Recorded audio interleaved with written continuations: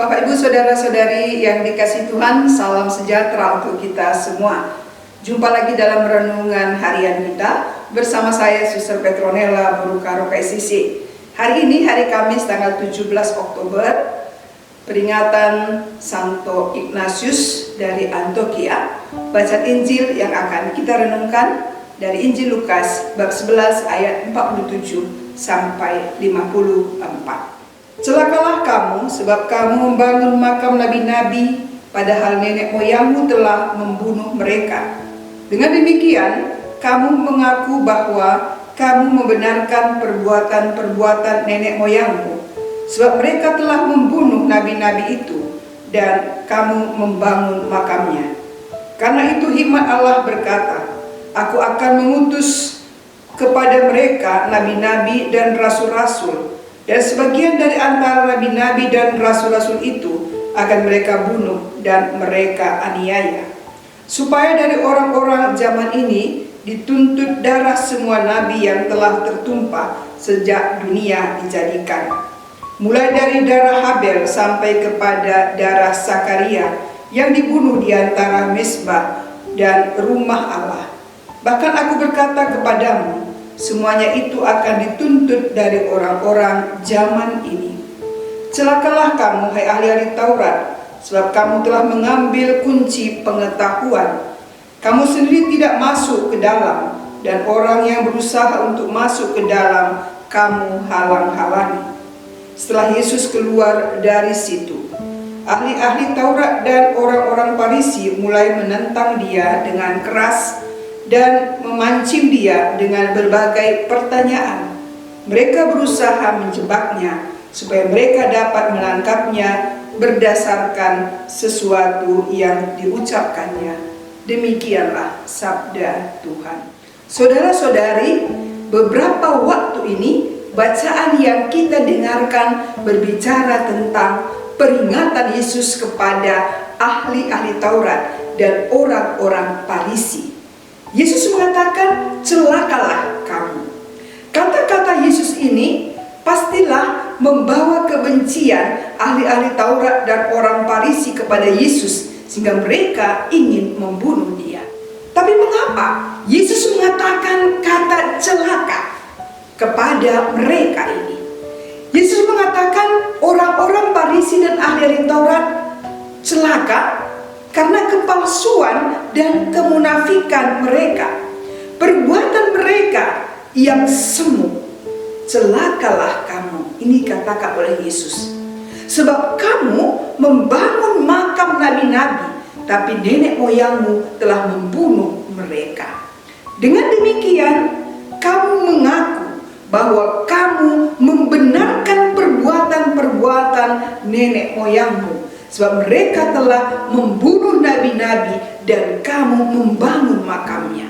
Saudara-saudari, perkataan Yesus ini mau mengatakan bahwa apa yang mereka lakukan tidak lain adalah perpanjangan dari kelakuan nenek moyang mereka.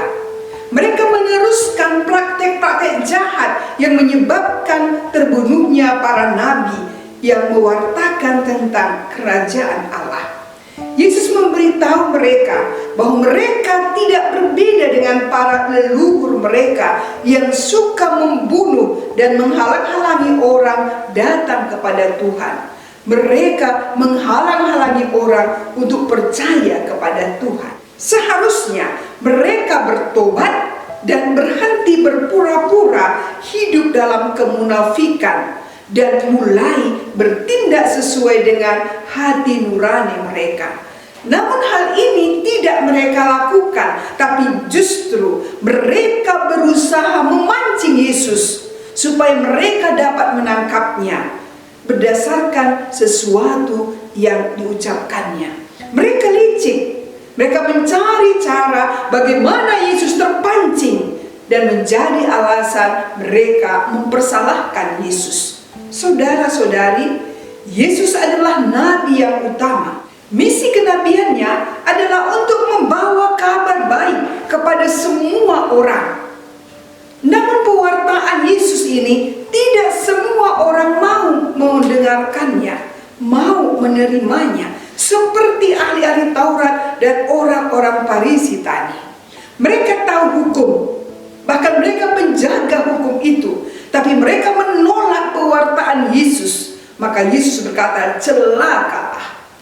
Saudara-saudari, sebagai pengikut Yesus, kita juga mengemban tugas meneruskan misi kenabian Yesus, mewartakan kabar gembira Tuhan bagi semua orang.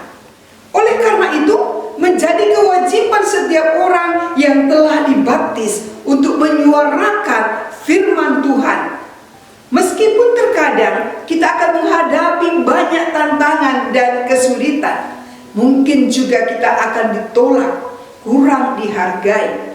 Namun kita percaya bahwa sebagai nabi, kita diberi hak istimewa untuk memiliki kunci pengetahuan yang harus kita gunakan untuk membangun kerajaan Allah. Kita diberi kekuatan dan keberanian untuk mewartakan firman-Nya. Karena itu, penting bagi kita untuk selalu melakukan introspeksi diri, melihat apakah kita benar-benar membawa orang kepada Tuhan, atau menjauhkan mereka dari gereja, dari lingkungan, karena perilaku kita yang kurang baik, seperti ahli Taurat dan orang-orang Farisi tadi.